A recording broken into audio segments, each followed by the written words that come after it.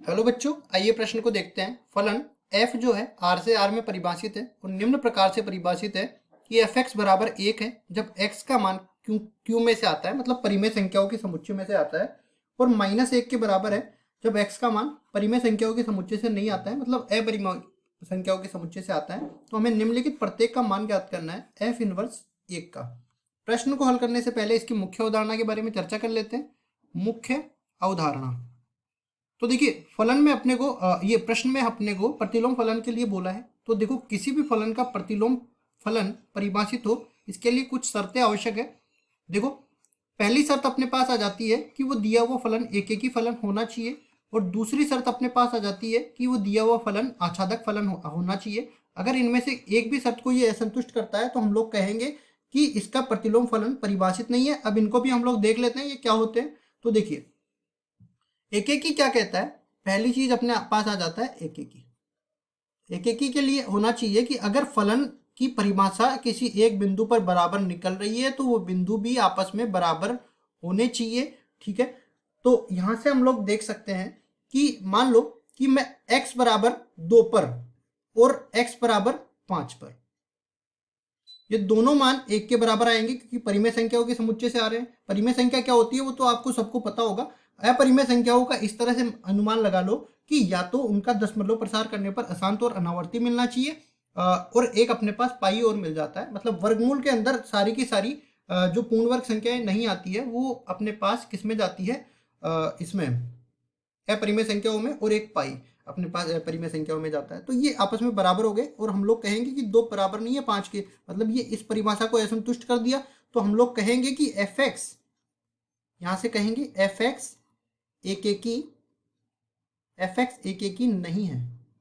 अब इसके अलावा हम लोग आच्छादक की बात कर लेते हैं। तो देखिए, फलन जो है अपने पास एफ आर से आर में इस तरह से परिभाषित है कि ये पहला वाला तो बताएगा इसके प्रांत को और दूसरा वाला बताएगा इसके सह प्रांत को। लेकिन अगर मैं इसके परिसर की बात करूं, देखो प्रांत होता है अपने पास एक्स के मानों का समुच्चय जिसके लिए अपने पास एफ एक्स परिभाषित हो, और परिसर अपने पास एक तीसरा मैंने बोला ना परिसर अपने पास एफ एक्स के मानों का समुच्चय होता है जो प्रांत के सारे मानों को रख के मिलता है। और परिसर हमेशा उपसमुच्चय होता है सह प्रांत का। सह प्रांत में ऐसा कोई परिसर में ऐसा कोई अवयव नहीं होना चाहिए जो सह प्रांत में नहीं आए।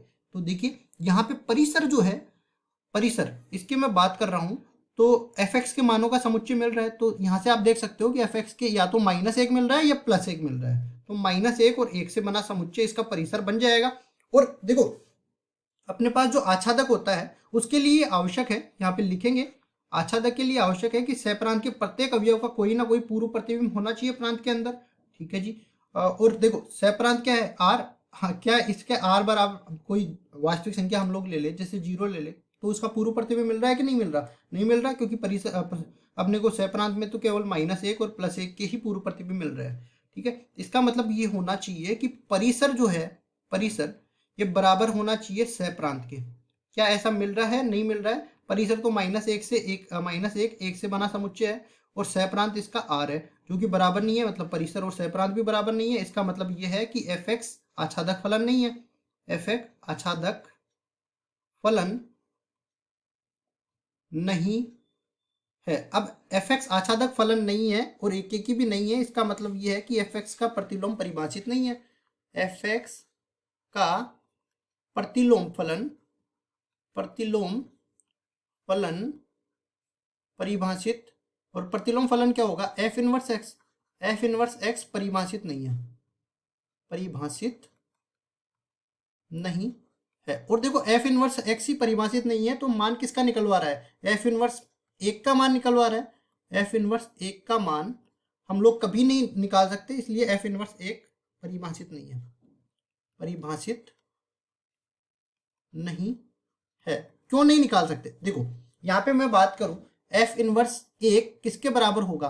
किसके बराबर होगा? यहाँ पे परिभाषा से चलते हैं। देखो, 1 कब मिल रहा है? जब एफ एक्स एक्स जो अपने पास कोई परिमेय संख्या मिल रही है। मतलब एफ इनवर्स 1 का मान अपने पास 1 भी हो सकता है, 5 भी हो सकता है, 10 भी हो सकता है, 15/2 भी हो सकता है, कोई भी परिमेय संख्या हो सकती है। तो क्या हम लोग बता सकते हैं कि कोई एक मान इसके लिए निर्धारित है? नहीं है। इसलिए हम लोग कहेंगे इसका मान हम लोग कभी निकाल ही नहीं सकते, एफ इनवर्स 1 कभी परिभाषित ही नहीं होगा।